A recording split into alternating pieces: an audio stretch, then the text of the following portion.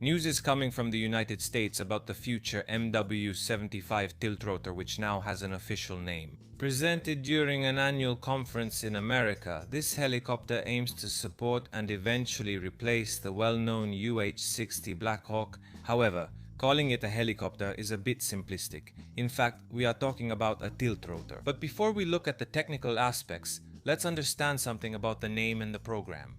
The MW-75 designation follows the Mission Design Series system.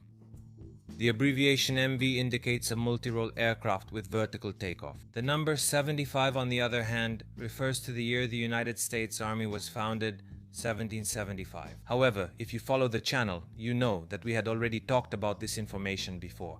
The real news is in the official name that was chosen, which probably isn't pronounced like that, kind of like Apache, which isn't Apache but Apache. You guys teach me, but please try to understand me. It's a tough job.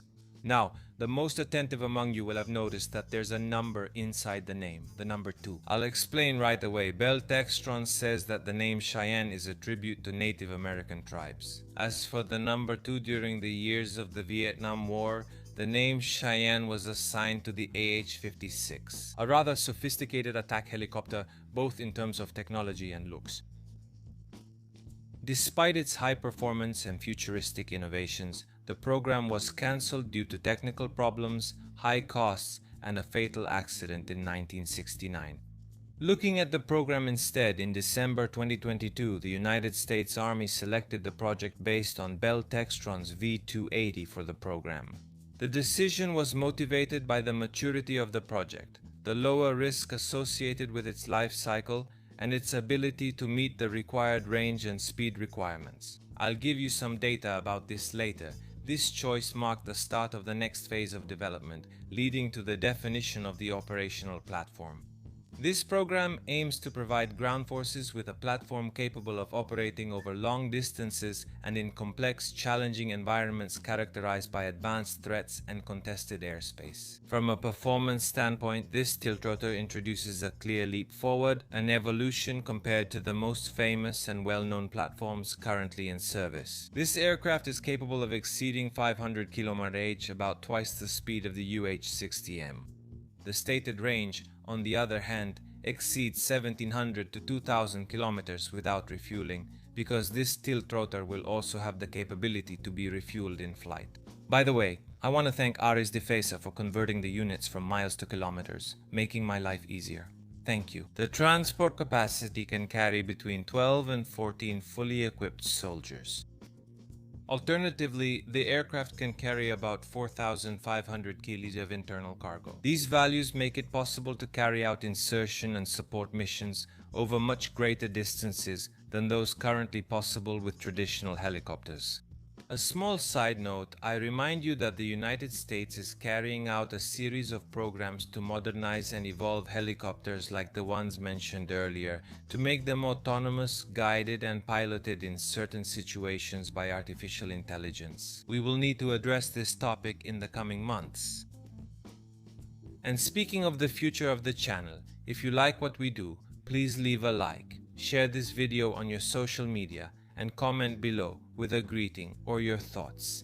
Thank you very much. We've already talked to you in the past about tiltrotors, including this one, but recently about a new tiltrotor that Leonardo, an Italian company, is developing. Go check out that video. Being a tiltrotor, the heart of the project lies in its tiltrotor architecture. This configuration allows for combining the vertical takeoff and landing capabilities typical of helicopters with the flight performance of fixed-wing airplanes. Unlike, for example, the Osprey, the entire propulsion system doesn't move, the engines don't move, only the rotors move, and this has advantages in many respects. An interesting aspect, besides the long range of this aircraft, is the fact that it is already designed to operate at high altitude. Let's think, for example, about the mountains, but also, of course, extreme temperatures. So this positions the platform for all those scenarios, such as the Middle East. Let's think about Iran, but clearly looking further ahead, the Indo-Pacific, where operational distances are absolutely vast. There are also features planned for reducing the acoustic and infrared signature. along with advanced defense systems and integrated electronic warfare capabilities. So, the Cheyenne II is designed and intended not simply to operate as a troop transport moving a unit from point A to point B with a certain degree of safety. On the contrary, the platform, is built around a modular open systems architecture. This setup will allow for the rapid integration of new sensors, communication systems, and electronic capabilities, so it will further develop the project. Coincidentally, we talked about this just yesterday in the episode about the ship Triton. Systems age, and so the open architecture helps to mitigate this problem. Another very important thing is the advanced avionics suite, which will allow real-time data exchange with other units and unmanned systems, as well as joint resources that will be present in the area. From the videos released by the company, we immediately noticed that it is also refueled in flight by a wingman drone. Furthermore, I take it for granted that we will see it operate as a reconnaissance platform in an armed support role, and also for deploying drones, swarms of drones, which this platform will then be able to directly control. I'll finish with a key point. The Warzone website reports that alongside the standard configuration of this aircraft, there is a variant dedicated to Special Forces. This version features obvious modifications in the front section. The same source looks at the nose of the Tiltrotor, which, according to the rendering, integrates a radar and a sensor turret mounted underneath. The presence of advanced dedicated sensors will allow operations even in low visibility conditions, such as environments with dust, sand, snow, or fog. The timeline for the entry into service of the base version, the MV-75A, or rather SHEEP, has not yet been precisely defined. However, the Army has stated its intention to accelerate the program with the goal of delivering the first aircraft to operational units as early as next year. Please note that the original plan instead foresaw reaching this milestone by the end of 2031. We know very well how the United States and their programs operate, so I would be very cautious with these timelines.